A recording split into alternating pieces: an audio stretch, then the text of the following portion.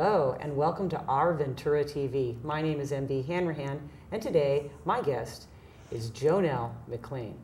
Jonell, thank you. Okay, you are here. Well, I should say right off the bat, you are a local business person, you are a woman of Julia, and I consider you a social activist. And that's why we're going to segue right in to you being an ardent supporter and participant in the Ventura Botanical Gardens. So, what are the Ventura Botanical Gardens and where are they? Well, the Ventura Botanical Gardens, I think, are one of the most amazing things that we have created here in this community. It's located behind City Hall downtown. It is 107 acres, which is a remarkable palette to create this on. It is a partnership between the Ventura Botanical Gardens, which is a nonprofit, and the City of Ventura, who owns Grant Park. Okay. So we go from the Cross to Calorama, the whole hillside you see up there. And it's just, I grew up in Ventura, and to me it's the best project I've ever been involved with because it's for the whole community. Okay, so it's a big piece of land, and I know, because I'm a walker and a hiker, it's basically a trail that slaloms or goes zigzags up the hill. And how long is it?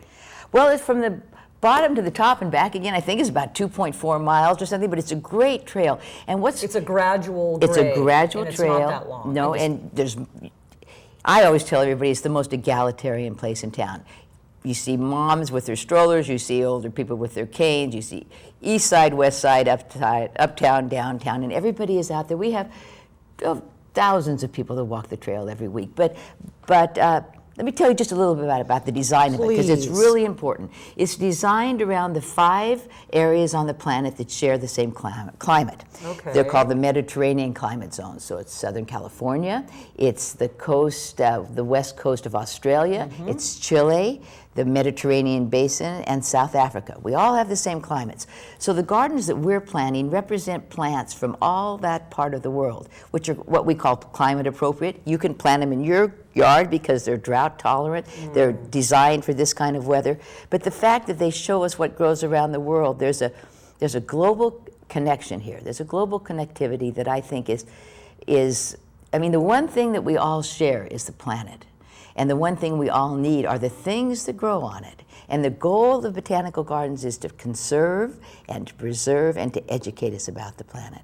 So what more perfect time and more perfect place could we have to do this? I mean, when you start on the trail, it's amazing how we discovered the trail. 2 men, literally with their machetes, after we'd gone through the negotiations and everything to lease the land. Whose idea was this? Whose idea was this? Well, you know, it actually was Rosalie Majors, Midge Stork, and a small group of Rotarians that went to a Rotary garden in the Midwest, and they said, we need a garden in Ventura County. We are a garden spot of the world. We need to bring this back here. Okay. So really, about 10 years ago, about 10 people met in Midge Stork's living room, and they were the foundation. They started the 501(c), and they began the process at that point. I heard about it just a matter of months after that. I had a dear friend, and I will mention his name because so many people knew him. A man named Tony Real was a dear friend of mine, and he created beautiful garden spaces in people's lives in Ventura County. I think many of your listeners may remember Tony. And I heard about it right after he died, and I knew if he was here, he would be integrally involved in this. So I did it really just to acknowledge this dear friend that I had lost.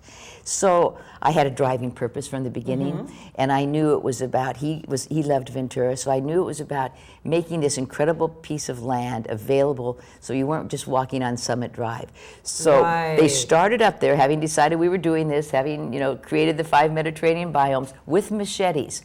And they uncovered these 200-year-old stone walls that had been built by the Chumash when the mission was established, and they were terracing on the gardens. And that really informed our trails, because they terrace the hillside, so the trails go back and forth, and we follow that line. Excuse me. We're doing the Chilean garden now, and if you go behind City Hall, you will see these trails to walk up. There's so many, we've planted so much. We actually executed the lease like 3 years ago. So it's really a new garden, and it's remarkable what we've done, but it's all volunteers. It's amazing. You go up there during the week and you see the Conservation Corps working, you see lots of kids volunteering, 4-H groups, classrooms, different companies in town. I mean, everybody is involved with it. It's a community project. And it's animal friendly too. It's animal friendly, as long as you take your bag and throw it away. It's totally animal. Keep it on a leash. Right, exactly. Well, okay, so just to paint a picture for our listening audience, if they have not yet, which we encourage you, go to the beginning. Absolutely. So you start off, well, one point of starting, the low part, I would say, is the parking lot that's right behind City Hall. City Hall. And then you just start you up a meandering, I call it, path that's graded and very, very walking friendly. People run it as well. So what's with the benches that I see and the little sayings, and some benches are really quite architectural, or I'll see like a rock garden, something that's obviously specifically put there. Can you? Well, because it is a community project, we're funding it. And while we're funded through membership, and the membership's really affordable, and it's Ventura Botanical Gardens.com, it's like $40 a year and gives you lots of news.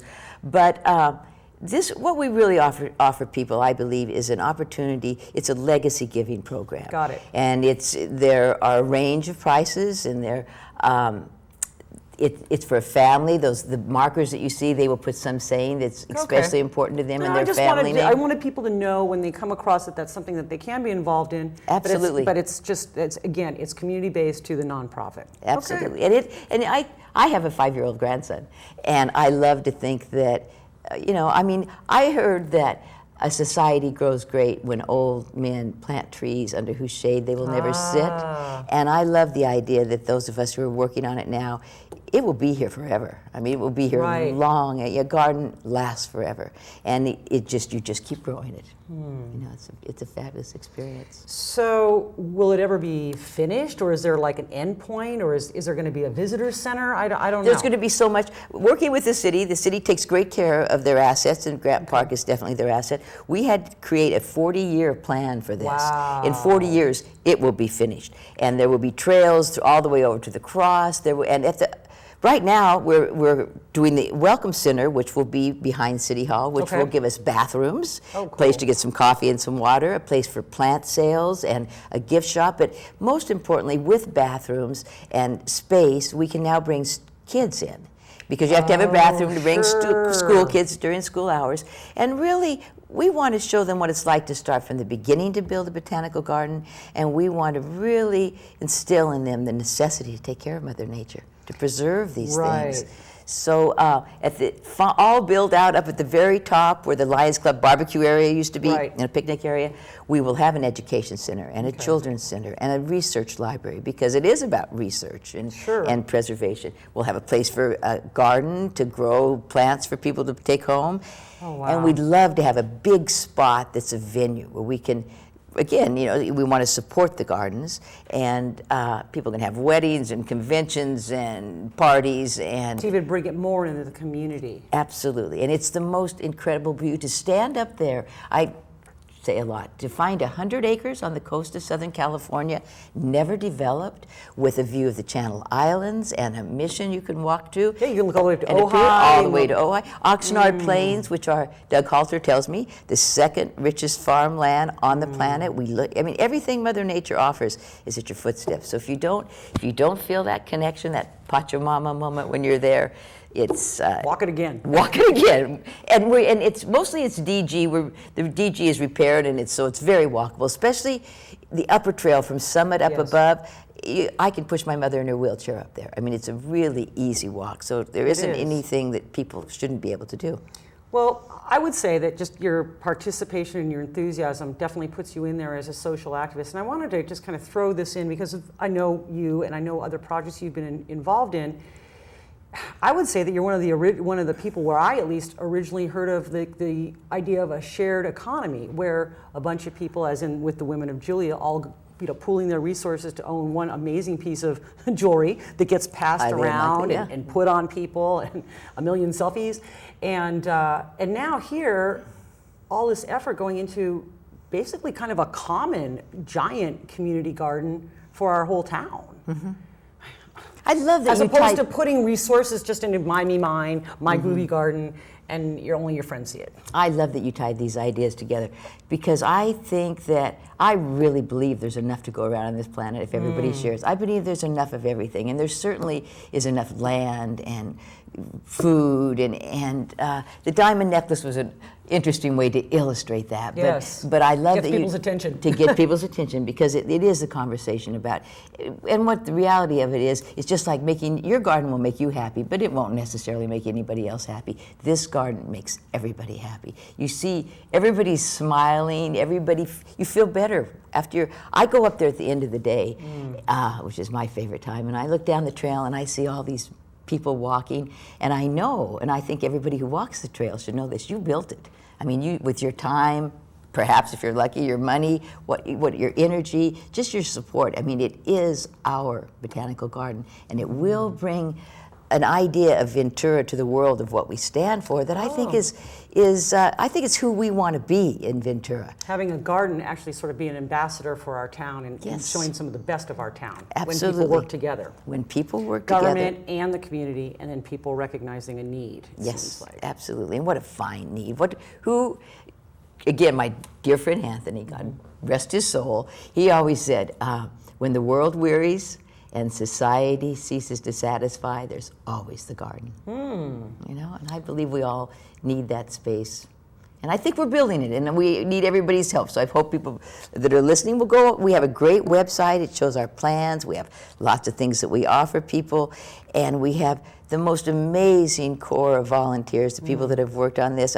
Having lived here all my life, I've made a whole group of new friends that are committed to a vision together, which is, you know, it's a wonderful basis for friendship when you're working on something I'm really that you love. Very excited about the opportunity for like an educational center, so that the kids can not only learn about the plants, which is extremely incredible, and global awareness. You know, all these plants grow in the same place. All you know, we're all the same. We're connected around the planet. Yeah, and water conservation and such. But that they possibly that what they're learning is the exact thing that we're talking about, of thinking beyond your generation even. So, you know, you're an enthusiastic person.